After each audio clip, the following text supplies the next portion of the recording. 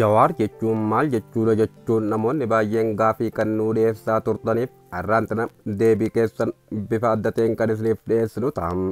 Jawaar jechuun dawaa jechuudha. Gosa koronaa biltsiginnaa jedhamuun yoo qabamtan dawaan jawaar ta'uun hayyoota baay'een mirkanaa'eeti jira.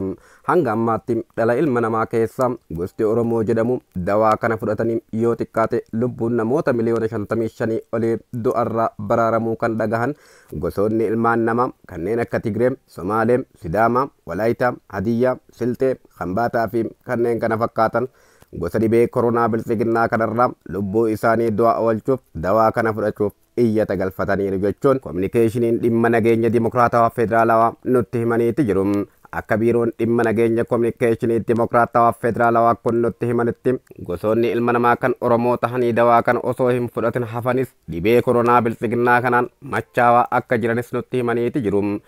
Baay'inni isaanii gara namoota 20,000 akka gahanii fi gartokkee dhiiga isaanii keessatti dhukkubni Gondar jedhamu akka argamee jirus himaniiti jiru.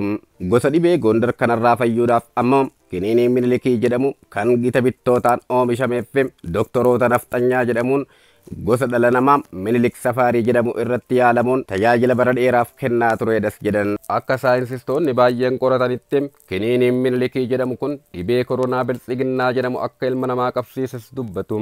Sababii kanaaf jecha Oromoonni gosa dhibee biltsiginnaa jedhamuun qabaman kunneen dhiiga isaanii keessatti dhibeen Gondar waan jiruuf jecha ammatti dawaan isaaniif argames hin jiru jedhan. Kanaafuu jarri kunneen kophaatti baafamanii akka jiranis kominikeeshiniin dimokiraatawaa federaalawaa kun nutti himeeti jira. Gabaasa dirree feesbuukaatiif qindaa'e KA Oromiyaarraa.